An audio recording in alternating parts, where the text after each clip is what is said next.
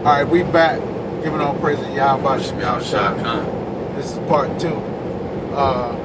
So yeah, man, you know. So read that scripture again, so we get back in this. This is Proverbs 1 verse 21. She cried in the chief place of concourse, right, and the openings of thy gates in the city. She uttereth her words, saying, how long, ye simple ones, will ye love simplicity? And the scorners delight in their scorning, and the fools hate knowledge. Verse 23, turn you at my reproof. Behold, I will pour out my spirit unto you.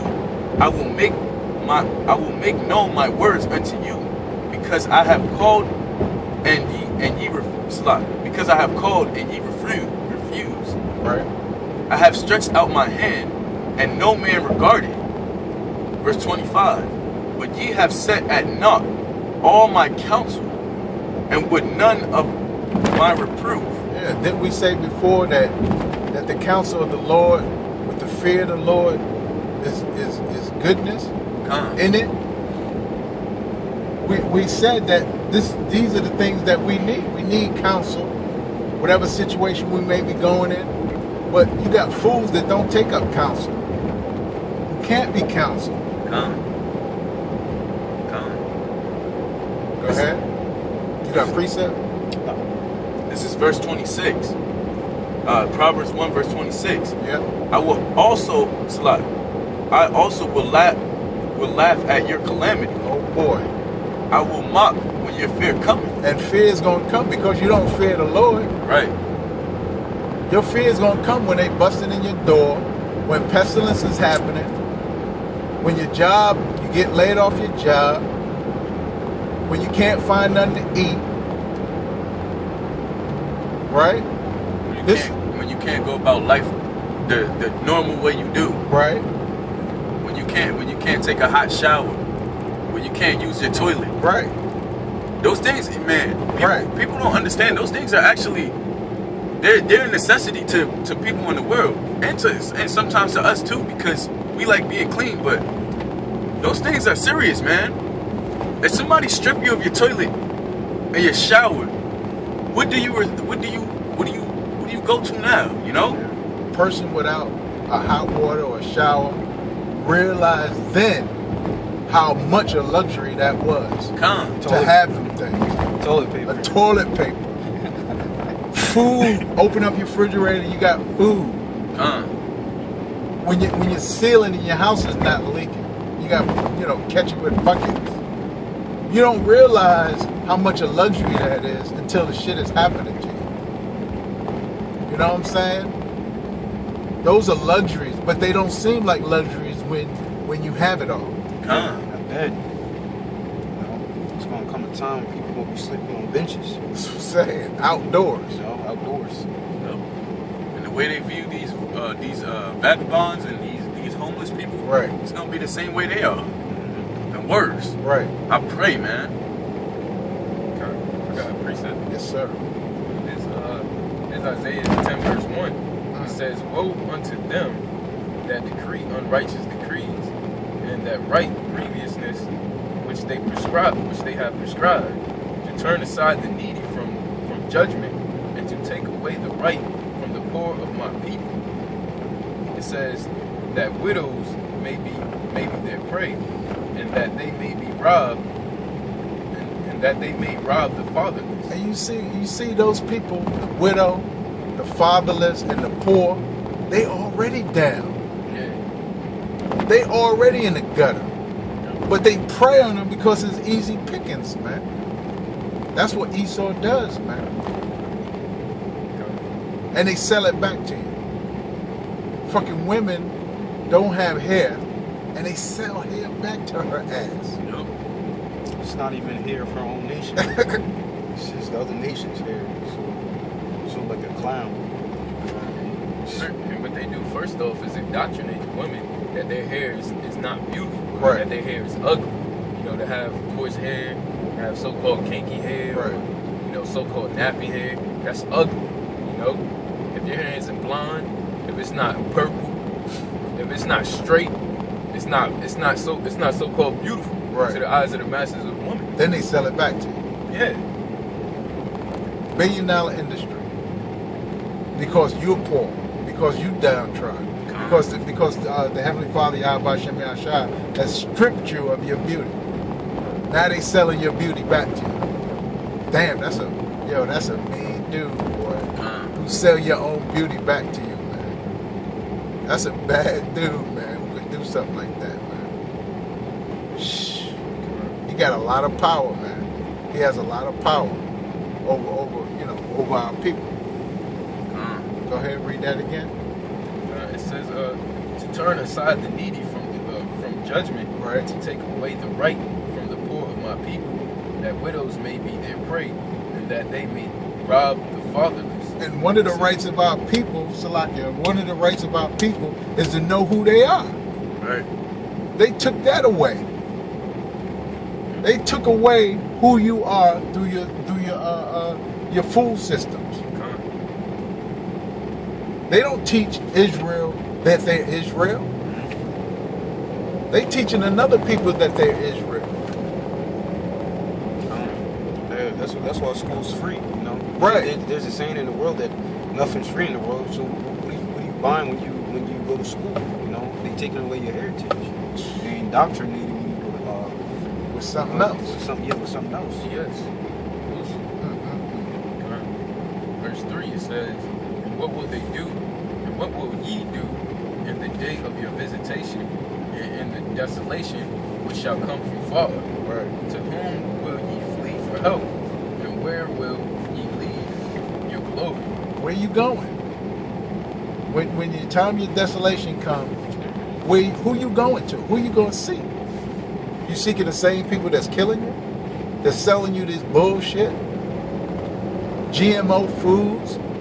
I've read a bag of popcorn. Of course we know it's GMO, but it said right on the bag, genetically modified corn. Right on the bag. Like, wow. And the name of the popcorn is Smart Food. Wow. You seen it before, the cheddar popcorn in a black bag, it said Smart Food. Oh yeah. On the back, look at the back of the bag, it said genetically modified. And the name of it is Smart Food. I was like, damn. I mean, you gotta be dumb not to understand that. Con. And that's what they do to real Jake in. They put those labels on there because they know Jake will fall for it. This is smart. This is good for you. The same with the chip gonna be. Con. That's perfect relation. You know, it's so crazy. That's spiritual that you read that though, because our people they don't read the signs. They don't see the signs. They don't even look at the back of the bag of the popcorn. They just eat it. Right. That's You know? the point. That's the point. You know? Right. They don't take precautions. That's our people, man. Jake is impulsive. They make impulsive decisions all the time. Yeah. Right. Let me get back to this. This is verse 26. I will also laugh at your calamity. I will mock when your fear cometh. Verse 27. When your fear cometh as desolation, and your destruction cometh as a whirlwind. Right, because you're gonna be surrounded. You're gonna be caught in a what they call the vortex. Yeah, con. You know how a tornado or a hurricane is a vortex. It's surrounded. It circles you. Right. Go ahead.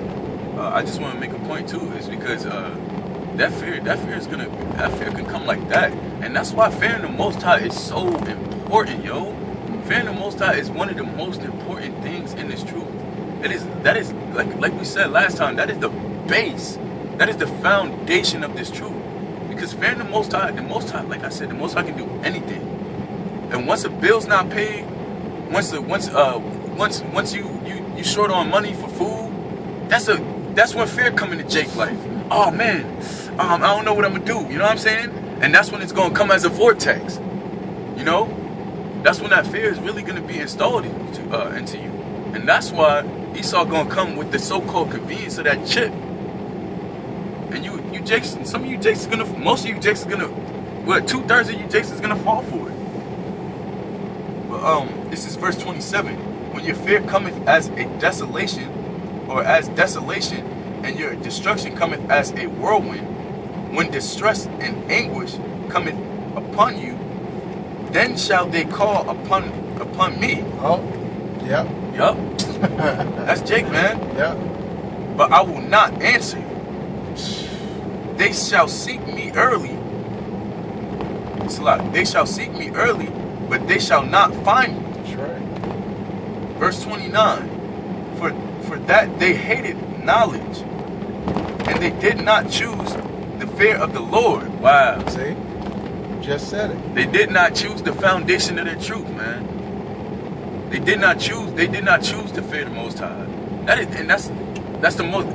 It's just, that states right there that's important right there. That's one of the most important things. Verse 30. They would none of my counsel. They despised all my reproof. Therefore shall they eat of the fruit of their own ways, and be filled with their own devices. Verse 32. For the turning away of the simple shall slay them, and the prosperity of fools shall destroy them. But whosoever hearkeneth unto me shall dwell safely, That's right. and shall be quiet from the fear of evil. Amen. I mean, you know, it says it all, and that's just the first chapter. I mean, really, you said it all, or we said it all, and that's just the first chapter of the counsel of the wisdom of Solomon. And it's what, 29 chapters? About 31. Yeah. How many chapters? 31. 31 chapters, one for each day. You dwell on that wisdom each day. You know, you gain a lot. You gain a lot of knowledge. You know, in your understanding of what the truth is.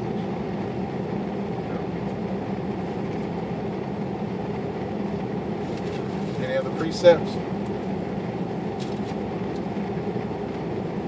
All right, Con. You know, like I said, this is the Washington D.C. camp commuter series. We're coming at you week in and week out. I don't want Ratazar Lord's will to give out this word in truth and sincerity, that it may be edifying to the Akim who may come upon this video. We always say peace and shalom to the Akim that's pushing this word on the four corners of the earth. We say double shalom to the elders and the apostles of Great Millstone who have taught this truth, how to study. Because learning to study and learning how to study is two different things. You got to learn how to study. You can't just study. You have to learn how to study. And those great men that taught us through their apostles, through their elders, throughout the years. And of course, we always say, with all humbleness, all praises and glory to Yahweh, Ba'ashem Yahushua. And we say peace and shalom to the next time. Shalom. Shalom.